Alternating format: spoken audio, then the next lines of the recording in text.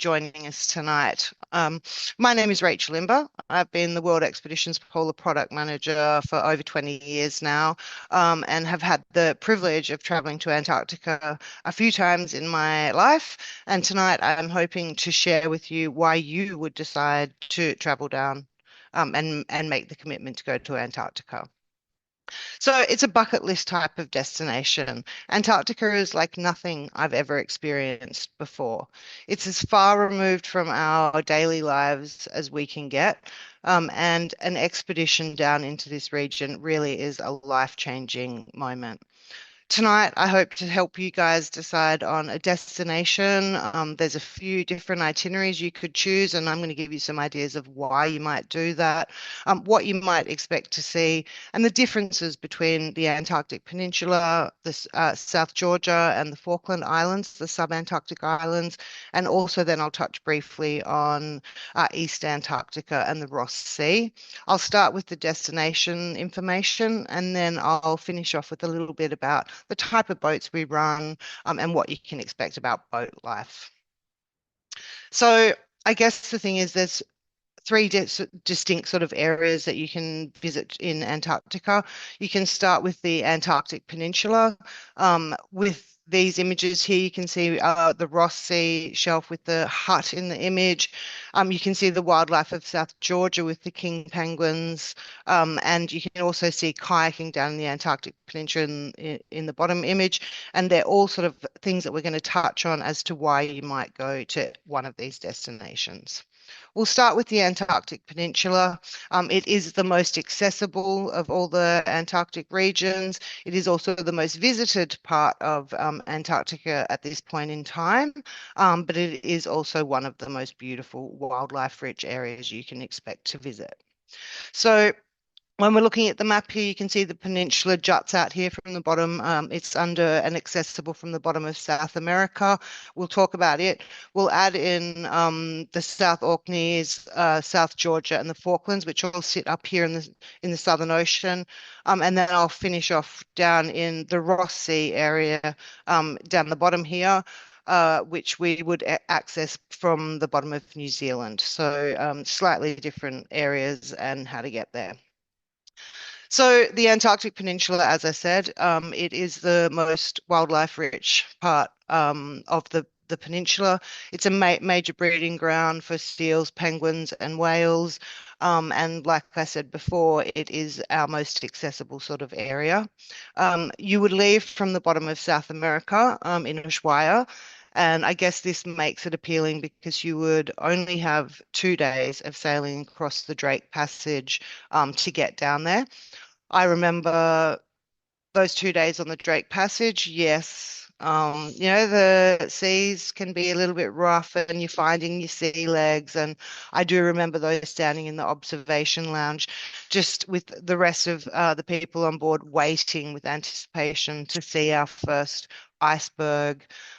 We had seen so many seabirds on the journey across the Drake. I never thought that I would be interested in birds, but when you see, huge albatross and petrels sailing next to the boat, and the way they fly on the upwinds, I became obsessed with watching the birds as much as waiting for that incredible sight of seeing, my first iceberg. There's a lot of different itineraries available that visit the Antarctic Peninsula. They range in duration from sort of 10 days as the shortest up to about 15 days. Depending on where you go, you've got itineraries that go out to the Weddell Sea. You've got itineraries that stay on the Antarctic main part of the Antarctic Peninsula. And then you also have trips that travel much further south later in the season, and down towards the Antarctic Circle. So there's a few different itineraries that you can look at down there. So, making a decision on what your focuses are and what you hope to see will be part of the process of choosing what area is correct for you. Regardless of the destination that you choose, there's some things that you will see. Some of those, lots of ice, definitely. It's blue and white. It's an incredible sensory destination, Antarctica.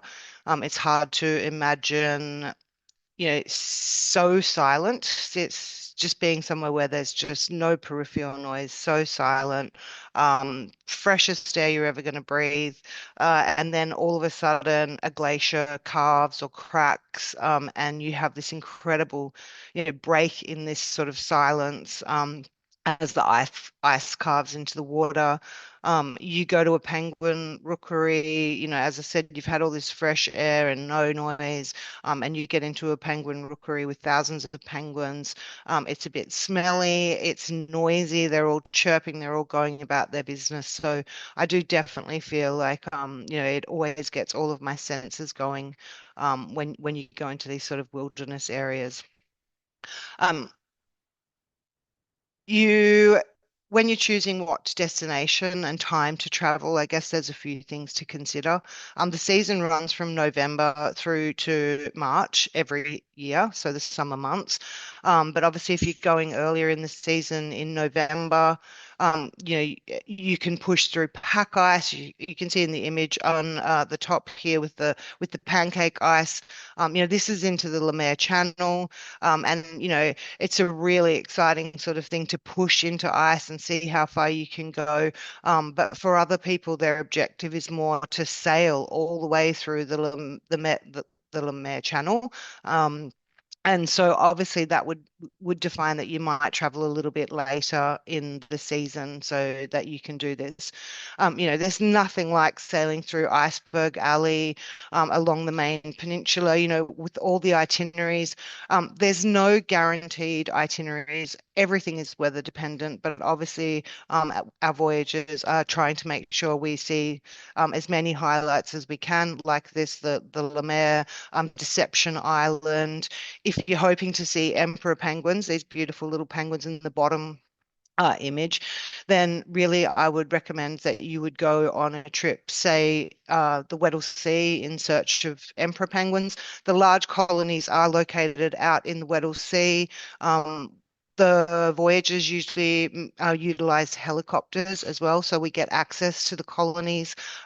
So it is sort of a specialized sort of itinerary, and if you were hoping to see those sort of David Attenborough style images of the penguin colony at Snow Hill, I would certainly be recommending a trip towards that direction. If it's Wales as your focus, then later in the season, again, more Wales, you could go on an itinerary specifically in search of whales. So helping you decide what would happen on your itinerary. So everything that you do on the Antarctic Peninsula would then be followed up with a trip either before or after, if you chose something that included the South Georgian and the Falkland Islands. So you would get all of the things that we just discussed, and then you would get the incredible contrast of that, ice and blue and white environment, and be offset with this beautiful green sub-lush Antarctic islands of South Georgia and Falklands. So, it is a remote sub-Antarctic experience. It does require a bit more time at sea. So there are a few more sea days.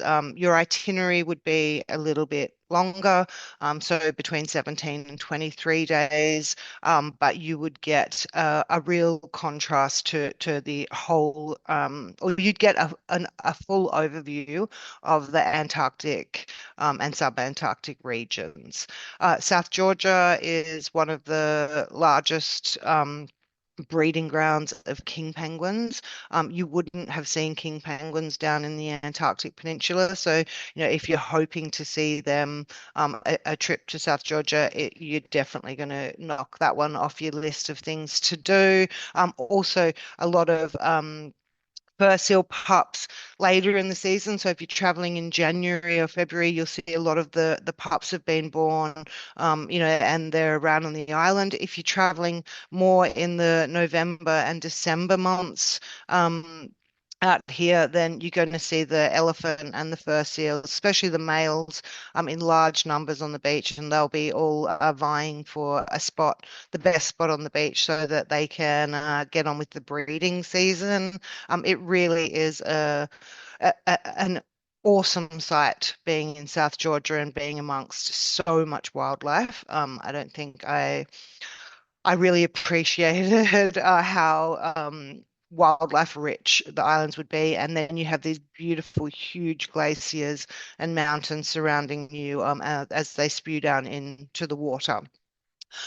If you've got a historical focus on early Antarctic exploration, I'd highly recommend a trip to South Georgia as well, because it has all of the history of Ernest Shackleton. If you've heard anything about the endurance you'll and being trapped in ice in Antarctica for more than 20 months, South Georgia was where they finally got to get a rescue ship to send down. The Falklands, a couple of days will be spent around the Falklands and the outer islands of the Falkland region. It is the largest breeding ground for wandering albatross. So that and the southern royals are the two largest birds. They're incredible to watch them. They can't take off. You can see in the top screen they do a dance, which is what the males are practicing here to get a mate. But they also sit very high up in these breeding nests because they can't take off without the thermal winds. They're too heavy. The wingspan, it sounds like an aircraft coming over your head when they come into land. It's really an incredible thing to see them trying. They're very awkward, but they are extremely graceful once they're up. So yeah, in terms of history and wildlife, I could certainly recommend if you've got the time to add those few days, do include it. On our one of the trips I did, there were quite a few people on board who had been to the Antarctic Peninsula and hadn't been to South Georgia, so they were actually going back for their second trip to add it in. So if you've got the time, please do it the first time you get there. As I said before, you'll see this sort of scenery in November. The later in the season, big numbers of penguins. The parents are going out, so the chicks you can see they haven't molted yet, so they're not waterproof. They will stay on the beach, and they'll stay in little creches while the parents head out to feed. And the little fur seal there, he's just curious. He's missing his mum. He's coming up and investigating what's going on. So in terms of wildlife encounters throughout the regions, I mean, obviously there's Antarctic Treaty, there's rules and regulations around how we interact, where we go, how many people we take. We always abide by all of those rules. But if by chance we ask you not to go within 5 to 10 meters of wildlife, however, when you're talking about the abundance here, this little guy, if he comes over to you, that is fine. We ask you obviously not to touch them, but you do get firsthand sort of experience, and it's usually the animals that instigate that. So finally, we'll just talk about the Ross Sea, East Antarctica, and the Australian and New Zealand subantarctic islands. So this is the remotest part of Antarctica. It is the least visited. It's the hardest to get to. It's the longest sailing times. So there's a lot of reasons why people look at this and think, wow, incredibly long, remote, expensive, looks amazing. But the truth is, it is really, really remote, and you will see very few boats and very few people if you committed to a trip down in this region. They head out of New Zealand, usually you join in Queenstown, and then head down into Invercargill to board the ship. It sails down through the subantarctics of New Zealand, so the Snares, Auckland Island, and down to Macquarie Island. So you've got a week or so to get down to there of sailing, and you're doing lots of landings. From there, though, you would have about 6 to 7 days of pure sailing to reach East Antarctica and the Ross Sea ice shelf with no landings at all. You'll have heaps of wildlife, heaps of birds, heaps of things to look at, lots of lectures going on, but you would have to be comfortable with sailing out into the Southern Ocean for longer duration. These trips only depart in January and in February due to ice conditions as well down in East Antarctica. A lot more pack ice, so less time to travel. You're going to see everything that you would see on the peninsula, but you can add in a few other highlights as well. As I said, the subantarctics. We always include a visit to Macquarie Island, the Australian subantarctic station. It's home to the endemic royal penguins. It has a similar density of wildlife to South Georgia. But obviously is never been glaciated, doesn't have the glaciers, has a very unique, it is UNESCO World Heritage Site listed, and that is because it's actually the only island where the sea floor has actually come out of the ground. It's not it is actually the seabed. So it's a very interesting island. The Australian Weather Station is there. And then you would head off down further south looking for the history and pure sheer ice and scale of East Antarctica. So once you get down here, you've got the history of the oldest hut in Antarctica down in Cape Adare. You have Scott's Shackletons, Mawsons, Mount Erebus, the volcano in the background you can see in the image there. So it really is the far-flung areas of Antarctica when you get down here. Um, a trip down here definitely would follow in the footsteps. You will see emperors, you will see kings. You'll actually see more uh, penguin species than you will anywhere else because you can add in the royals in Macquarie Island. On the New Zealand subantarctics, you've got yellow-eyed and eastern rockhopper penguins as well. So, if that's on your list of things to do, there's New Zealand hooker seals, fur seals, lots and lots of ice still.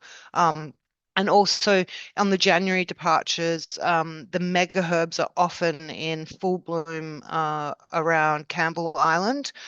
So it is very unique to see these huge, beautiful megaherbs.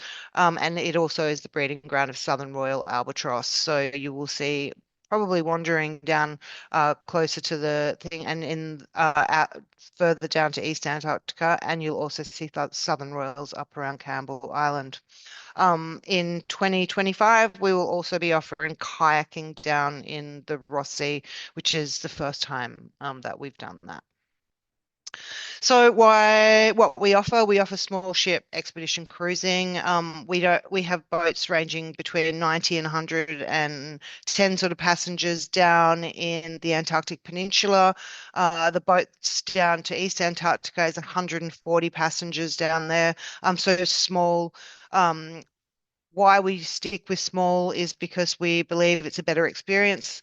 It allows everyone to get out and onto the ice and involved in every activity every time. We're not having to do it in shifts. We have enough Zodiacs to carry everyone on board. We have expert staff on the ship with us. You'll have an expedition leader. You'll have assistant staff.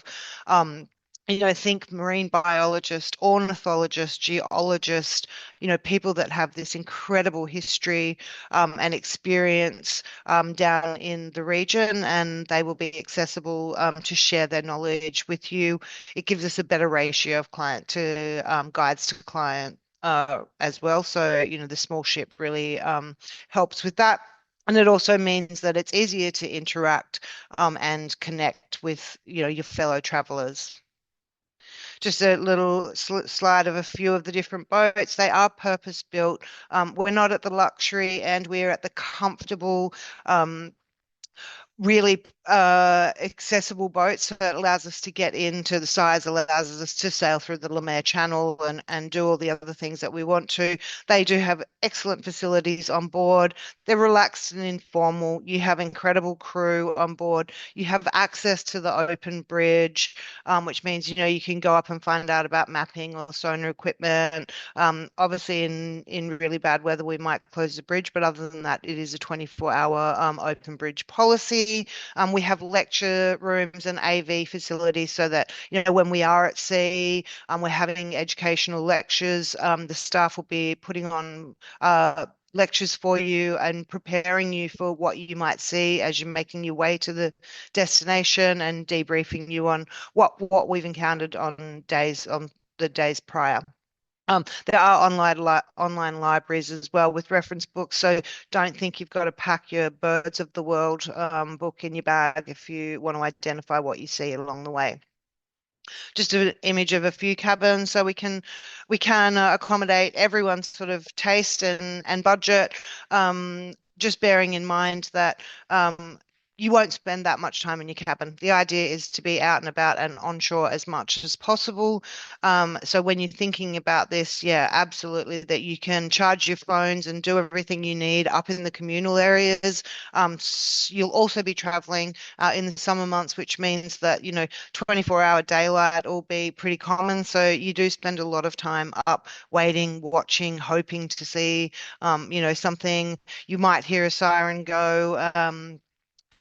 They've spotted whales. The bridge is always looking for wildlife encounters. So often you'll hear a thing. You don't want to be stuck down in your room, and by the time you run up, miss out on seeing something. So, we encourage you to spend the least amount of time as possible as you can in your cabin. Spacious dining areas, breakfast, lunch, and dinner, buffet style breakfast and lunch, three a la carte dinners on board, bar. Some of the trips, wine and beer, house wine and beer is included in the prices. Other than that, it is purchasable through the bar areas at a reasonable price. We can cater to anyone's dietary as long as we know well in advance. We are stocking and buying things for the ship earlier in the season. Some of the boats do have gymnasiums or saunas and things. So check with us if you're looking for, if you can't go that long without working out, especially if you're sailing down to the East Antarctica, you might want to make sure you can do your workouts on board. So just check with us. Rubber boots are supplied on all of them. You wear them a lot because they will be your wet landing, dry landing outfit. You can see the woman getting out of the Zodiac there. So we've got a range of sizes. Just let us know and they'll be available for use on the boat. We also have wash stations at our gangways or Zodiac loading areas, depending on which way you. So disembarking and embarking, you're always washing off your boots. And that is just so that we can ensure that we're not spreading any disease or carrying anything with us between colonies. So, it'll become a part of your daily onboard experience. As I said before, the small ship idea of enough Zodiacs for everyone to get out all the time, it just means that, if you have an amazing encounter with a whale, everyone in the group is around to do it. You're not missing out by you're in the afternoon group and the morning group saw the whales and you didn't. So it just makes life a little bit more enjoyable to know that you're giving yourself the best chance in every sort of outing. And all of it, whilst everything is weather permitting, we generally aim to make at least two, maybe three outings a day of 2 to 3 hours. The long daylight hours means that we, can often, if we had bad weather in the morning and had to relocate to another area to find shelter, then we would be able to do that and still get out and about. We pride ourselves on getting people into the environment. So a lot of our departures include additional activities that you can opt in and out of. On all of the trips, hiking is included. We can break you into groups. If you're an avid hiker and want to do a long hike, you can. If you just want to look around the beach and go for a little walk, that will also be options. So we have the staff and the capabilities to meet varying needs. We have base camp adventures that would put together all of these sort of itineraries. You get to try them once, except the diving. I'll talk about that in a minute. But other than that, you would get to kayak, bivvy camp, do a mountaineering, but you would only get to do it once. They're very popular with people that want to try a few different activities, but they're definitely not for someone who is, say, an avid kayaker. An avid kayaker would be someone who would pick a trip with kayaking as an optional extra, and they would know that they would get to kayak on as many occasions as possible every day, and make the most of their kayaking experience. There are trips where there's options to camp in a bivouac overnight, a bivvy camp, which is just a fun experience. The image here is taken at night. You can see it's still very light. We do keep zodiacs there in case anyone wants to go back because it's too light to sleep. So but it is a once-off experience. You've got mountaineering, you've got snowshoeing. So you can see the snowshoeing. Image there. The mountaineering or climbing, it's not technical. You would be roped up, but you would just be on an ascent, possibly of a unclimbed ascent in Antarctica. So it's just a great experience to get a little bit of idea of what it is like mountaineering and climbing. Take a polar plunge, photography workshops, name it. If you want activity, you can find it and we can get you out into the environments as much as possible. So I hope I've given you a little bit of an idea about what to expect, what our trips are like, and inspired you to maybe travel to this amazing part of the world. I can assure you, you definitely won't regret it. If you've got any questions, we're now going to throw to that. And thanks again for joining. Thank you so much, Rachel. That was so informative. We do have a few questions here. So the first question is, if I could only do Antarctica once in my life, which trip would you recommend? Right. I would recommend if you could only do Antarctica once in your life, from a time perspective, for an overall vision of what it's like, I would probably pick a South Georgia and Antarctic Peninsula trip. That is due to the financial commitments, also the time durations. I feel East Antarctica, if you are at all interested, it is worth it. But as a first timer, I would recommend a South Georgia and Antarctic trip. Amazing. Thank you so much. And then the next question is, if there is a day I just feel like resting, is that fine? Or do I need to participate in all activities every day? No, you can opt in and out of absolutely everything on every journey. So whether you're just feeling a bit off or you just don't want to, you can stay on board the ship and not go out at all. Otherwise, you can participate in as much or as little as you want. We track everyone as they leave, disembark, and re-embark the boat. So obviously, if you choose to stay on board, that's noted, no problem at all, and you don't have to join everything. Wonderful. And just for the diving activity, are there prerequisites for that, or is it for first-time divers? Absolutely not. Sorry, I should have touched on that. The diving is for experienced divers only. You would need possibly, I believe it's 20 dry suit dives currently, but it is definitely not for a first timer. And it is a very screened and expertise sort of activity. Amazing. Well, thank you so much, Rachel, for your time tonight. And thank you, everyone, for joining us. If anyone has any more questions, you can reach out to the team here at World Expeditions, and we can get an on-water expedition expert to be in touch with you and guide you through the process of choosing the trip that's going to be ideal for you. So thank you so much, Rachel, and goodbye, everyone. Have a great night. Thanks, Alicia.